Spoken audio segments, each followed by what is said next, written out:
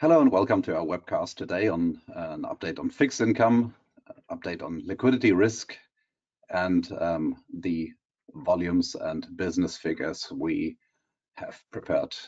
Today joining us is Lee Bartholomew, our head of product design for listed fixed income and FX. Hi, Lee. And unfortunately, not connected via video, but just audio, our global head of fixed income sales, Phil Simons. Hi, Phil. Good morning. So before we start, just a couple of points on the webcast housekeeping. We're abiding to Chatham House rules for this webcast, so please do not quote speakers or reference the webcast without written permission from both the speaker and the organizer. Welcome questions. Always just post them here via the chat functionality. The webcast is being recorded and made available shortly after. And in case you experience any problems, just close your browser or any other application which might cause those problems. And for the mobile phone app users, pretty much the same technology. We just have those two slides today, and you can swipe left and right to change to them or back to the speakers. To go right into the topic, I would like to start with inflation. May inflation rose significantly, mainly because of surging food and energy prices due to the impact of the war. And the ECB says that inflation will remain undesirably elevated for some time. Their estimates now are at around 6.8% for 22. And Lee, what have we seen in terms of impact on liquidity and volumes across Eurex products? Good morning. So I would say for us overall, then the uncertainty in the market has been supportive of our overall volumes. So if I look at the core German segment, for example, you're seeing circa 25% higher versus 2021 in terms of levels. Now, you then look at the BTP segment, again, that's double digit up on 2021, which is even more impressive given where we're coming off a very strong 2021 with record quarters for the BTP segment. Albeit different part of the curve is really driving that segment, and then OAT is around circa 6 to 7% above. If I look deeper into the numbers, then a lot of the price action has been in the front end of the curve, right? So the 2-year, 5-year has been the benefactor of raised volumes, especially in the Italian segment. One point to note, though, which I think has been strong throughout the course of the year, has been when you look at the options volumes, right? So you've seen a significant increase there in terms of ADV, right? So you've been averaging between 250, 350,000 lots ADV there, which is a significant increase on 2021. What is interesting as well is the pickup that we've seen in some of the products that I wouldn't call them nascent products, but I would say that we've done tweaks in order to develop them, and that was the BTP options. So that's really picked up between moving from around 5K to 10K ADV, especially in the last couple of months. There's been more focus, I would say, there, or the tool has been used more hedging.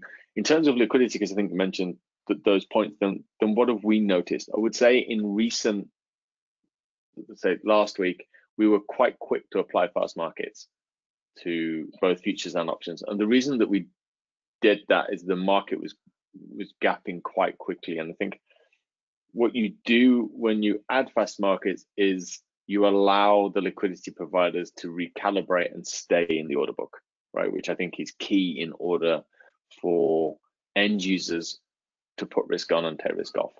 And that really for us has been helping the overall picture. Aside from rates as well, I think we've now started to see credit widen as well, and therefore we've seen a material pickup in our non-core rates products as ETF, derivatives, and ESG.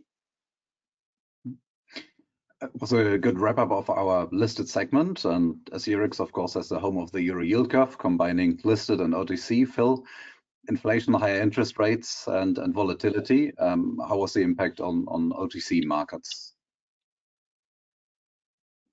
Yeah, hi. I mean, I think across the board we've seen liquidity has been impacted, by the extremely high levels of volatility in the market, and with that, it's kind of inevitable that that spreads have widened. But we're still seeing the same bid offer and size as other CCPs. So, and we also implemented some changes to our swaps liquidity multiplier framework. And that kind of further incentivizes the market makers to, through a reward scheme to make good type prices. So this has been working really, really well, and we can see that reflected in our volumes and our market share. So if I look across the year, beginning of the year we had a really, really, really good start. Stabilized, I would say, in the last month. But our ADV, our average daily volume for the year to date in euro interest rate derivatives, is over 200 billion, and that's a market share of about 12.6%, and that's an increase of 18% year on year. If I look at notional outstanding, we're over 27 trillion now in notional outstanding, which is a market share of around 21%, and that's increased 25% year on year. A lot of people just like to talk about the long-dated IRS. So if I look at that, we've got an ADV of over 30 billion, which is about 7% market share, and that's an increase of 30% year on year. Notional outstanding, 12 trillion, which is the 18.6% market share, and that's an increase of 25% year on year. And we one of the things that we look at very closely is the portfolio bias. So the balance between the payers and receivers. And we haven't seen any material change in that over the year and throughout the crisis. So still incredibly well balanced. I mean, there has been some activity in the basis, but we haven't seen that in the portfolio bias. And Phil, another aspect are margin levels. How did those change, and what is important to note here? Yeah, I mean, in terms of the margin levels, I mean, one of the big variables in the Prisma margin calculation is volatility, and so margin levels across the board have increased, most notably in the classic futures contracts. If I look at bunds as an example, it used to be roughly 1.35% of nominal. Going back to kind of the beginning of the year, if I look at the moment, it's kind of well over 2.3%. So that's an increase of 85%. In the interest rate swap portfolio across the different tenors, it's more like between 20 and 30%. All right. And Lee, turning back to listed, the role has recently concluded, and you've mentioned already the volumes within futures and options. Did you see any shift or any difference versus the role in March? Well, let's just quickly go back to the volume. So I think in terms of volumes, when you're comparing them to last year, you're seeing from May alone kind of 34.5%, 63% in the front end of Germany, right? So then let's roll that and think about the roll period, and you tend to see the roll on average get complete between 4 and 5 days ahead. What you saw heading into this roll was an acceleration into ahead of the UK bank holiday, right? So which is around the 1st of June, you saw around 50% of the open interest had migrated. On average, you would have seen that in comparison between 25 and 30%. But all, I would say, after that period normalized. So again, to Phil's point, yes, you see a different liquidity picture, but you also see people are comfortable taking down the risk, and therefore what we've seen in our markets has been relatively smooth. All right, and one market which also enjoyed double-digit growth was repo. Phil, what were the observations here? Yeah, so given the changes in central bank policies, to tackle inflation, we've seen the euro repo rates turn positive for the first time in about 7 years. And I think initially we saw 1 year term when it went positive a few weeks ago, traded around 6 or 7 basis points. But it's continued to move out, with some of the comments coming from the European Central Bank, and it's now over 80 basis points. But there's a really strong link between the fixed income futures and options and OTC IRS markets with the repo markets. As you've got higher rates and increased volatility in derivatives, that creates, as we say, the demand for collateral, because obviously you've got to pay your initial margins. Initial margins are much higher. But with the volatility, you also see this kind of huge increase in the need to manage your daily cash flows to cover the variation margin, and invariably it's the repo market that is the supply, for the right form of collateral for generating cash as well. And at Eurex, actually, one of the things that I think we have, which differentiates us, is it's because it's the same clearinghouse, the same legal docs, etc. We have the ability to auto reuse any collateral that's generated, for example, through a reverse repo to cover your initial margin. So it can be used in both directions, either to generate initial margin or to generate cash for VM. So I think given where the markets are and what Lee said already, I think the need for that integrated cash management obviously increases. And looking forward, Governing Council decided to end net asset purchases under APP, raised by the 1st of July interest rates by 25 basis points, and another decision where a raise is expected is coming up in September. Lee, what do you expect going forward? So I would expect our volumes to remain elevated. I think what you're seeing play out in the market is a realization that inflation is here to persist for longer. Not only that, is you have a compounded effect on the supply network, and therefore you've got a balancing act between a softer or soft landing on the economic front, and then obviously controlling rates. And you've already seen pretty aggressive forward guidance out of the Fed in the UK. With the ECB, you've seen much more, I would say, forthcoming guidance in the last couple of weeks.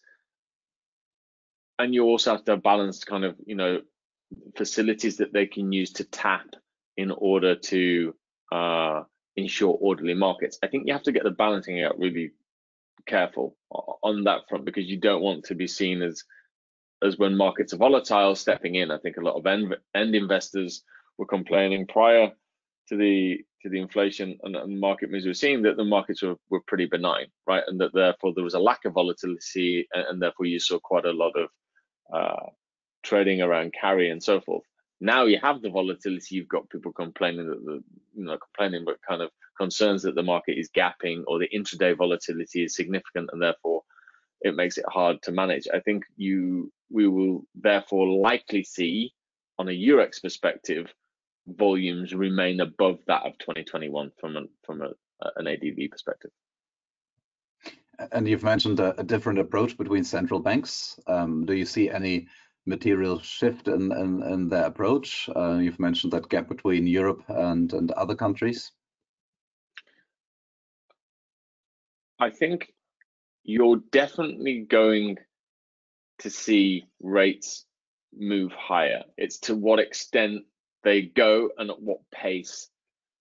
So from that respect, yes, I think Europe will continue to lag that of the US and UK.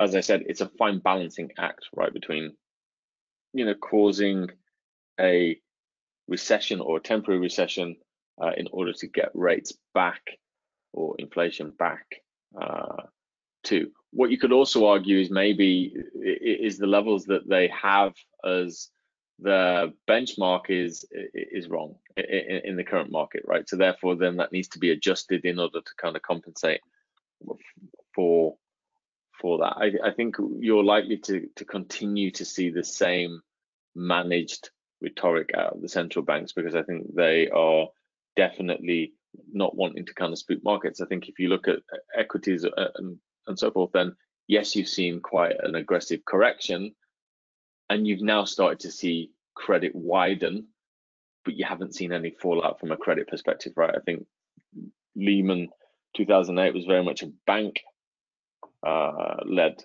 crisis. Now it's a question of how do the central banks manage that, and is it therefore then a central bank dilemma, which puts us into the next wave from a market perspective.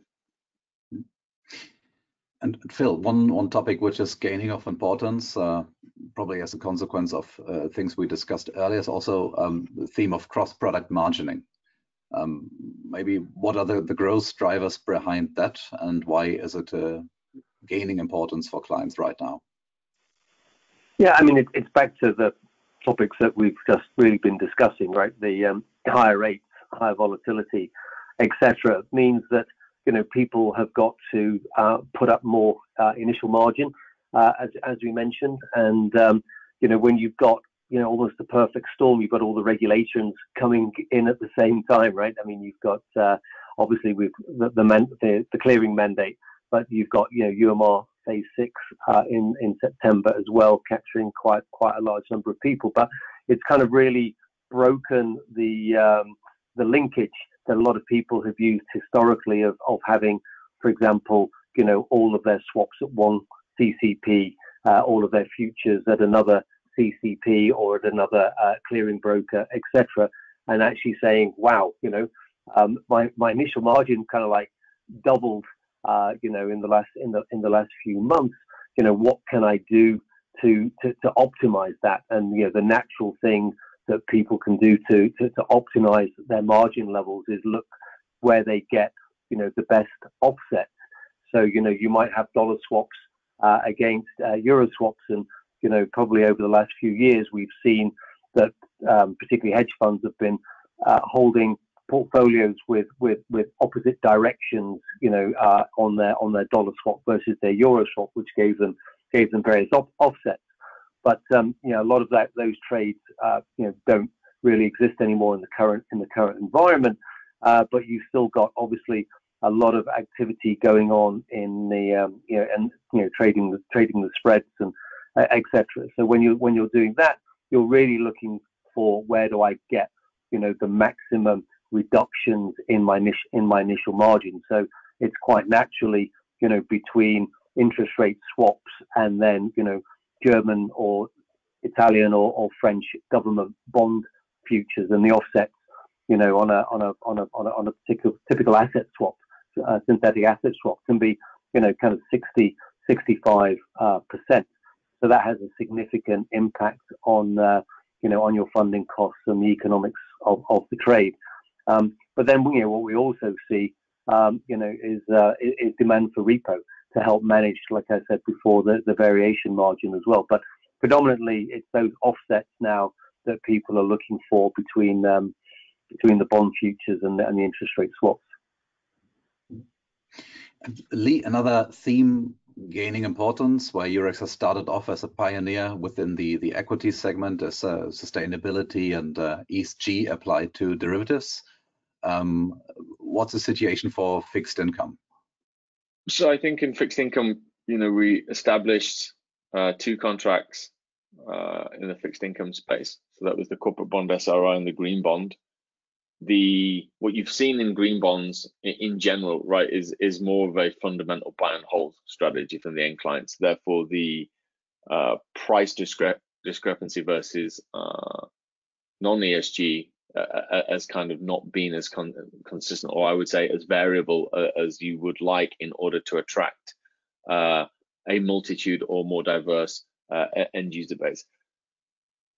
On the flip side of that, if you look at the corporate bond SRI, then from an open interest perspective, that's been growing, right? And I think that's been growing as more end clients have become active in the product. So I think now we're around circa 1.2 billion of open interest. And that's something that I expect to continue to grow. Now, to put that into context, I think from and obviously ADV is something that we would like to see increase as well over time. But from an open interest perspective, then the corporate bond SRI is the third largest contract across all asset classes and closing in quite quickly on second place. So that gives me, why do I think that gives me comfort? It gives me comfort that we've allowed, I think, a diverse set of market participants to get comfortable that you can use listed products alongside other instruments that you use in order to kind of manage risk, but also kind of put new risk to work, right? So that's a segment that I expect us to continue to iterate further on. And it's also been very supportive of our ETF segment as well, right? So I think I alluded to at the beginning of the conversation, we had a record Q1 in fixed income ETFs, and that was across the underlyings. There wasn't a particular focus. There was a more concentrated focus towards the end of the quarter, and I think that was very much kind of more macroeconomic driven in the sense that end investors were looking at the emerging market underlyings. But I think that segment as well this year has become more consistent in terms of volumes, and that the main driver behind that has been more end users becoming active and more LPs. All right, and another piece of news which we've seen in May was the onboarding of APG Asset Management, Phil, for trading and clearing centrally cleared repos for its clients. Maybe you give a quick overview of maybe why APG also has decided to go for that solution, and what were the drivers behind that in terms of central clearing for pension funds. Yeah, I mean, in fact, APG is just one of 11 accounts that we've onboarded to the direct repo membership, and pension funds tend to have large directional portfolios, and as such, they have large initial margin requirements. They're susceptible potentially to margin add-ons if they have that all in one account. So they tend to choose, multiple clearing brokers to kind of reduce the impact there. But having multiple clearing brokers means that they've got, multiple collateral pools that they need to manage and they need to fund, etc. And it's as we all know, moving collateral around is not so efficient, so easy to do in a short space of time, right? So you need to get your securities to where they need to be, in a very timely fashion, and that's the beauty, effectively, of having a centrally cleared model, because it's unlike the bilateral model. I mean, you can trade the repos on the exchange and obviously settled into the clearinghouse, in near real time, so you can convert your cash and securities, on an intraday basis and not just on an overnight basis. And also in volatile markets, as I've mentioned before, that need to generate potentially cash or to invest cash in a collateralized manner rather than leaving it, unsecured, at a bank, means that a lot of the pension funds started off with us effectively doing that cash management and doing reverse repo. But what we've seen, particularly over the last few months, is more and more of them doing single ISIN special repos, because they tend to be long quite a lot of high quality liquid assets, and that's another way for them to generate alpha as well. So there's real demand for this, and it provides real value added services. And when we see rates rise so much, and you've got a large directional portfolio, having access to a liquid source of funding at competitive interbank rates, I mean, is extremely valuable, and that's why they're doing it now. And Phil, the regulators' plans for this kind of enforced transition to the centrally cleared model has been many times delayed since 2012. So why are pension funds really changing the setup right now, next to the points I guess you've mentioned already? Yeah, I think we've all been waiting for the announcement for some time. It's expected that they're going to get, and I think the regulators have been quite clear on the guidance that they've been giving, that and the recommendation is there, right? One more year's extension, which would be until June 2023, and then that's it, no more exemption. You have to go down the mandatory clearing route, but that's only a year away, right? And that's not a huge amount of time. And like I've mentioned, they're also subject to UMR rules, so they're going to have to collateralize, their bilateral positions, as of September this year. So that's really what's causing, shall I say, this now activation, of their accounts. And so we've seen from an interest rate swap perspective at Eurex, we've seen a lot of pension funds onboarding, over the last year. But I would say this year in particular, we've seen many of them, activating those accounts and clearing, quite a lot of volume there. But I mean, they're still selectively clearing rather than clearing everything. So that's the option they have at the moment, while they get their systems and operations procedures in place, and they have a lot of legacy, bilateral portfolios. So I would expect to see them looking to optimize those portfolios, over the coming months, right, to get the maximum benefits from a collateral management perspective. Right, so more activity expected for Q3, Q4.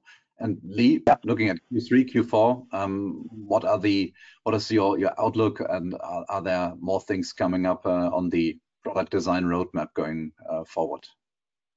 Yeah, I think there's a number of initiatives that the team is working on. Some we will need to finalize dates, but we certainly will look to come to market with a high yield product, I think, which will be complementary to the existing features that we have in the ESG space. I also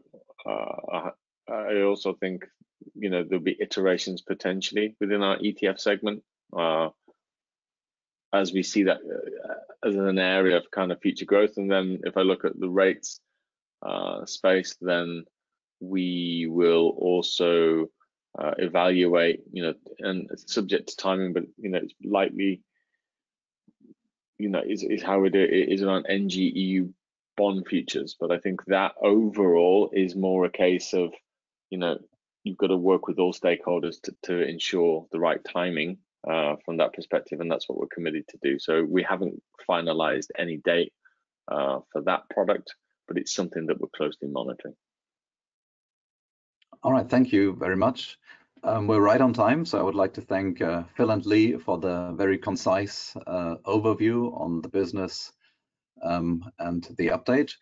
In case you don't want to miss any further invite to events, to those webcasts, just go to eurex.com/subscribe to get all updates and news relevant going forward. Again, thank you very much, Lee and Phil, and goodbye from my side. Thank you. Thank you. Bye-bye.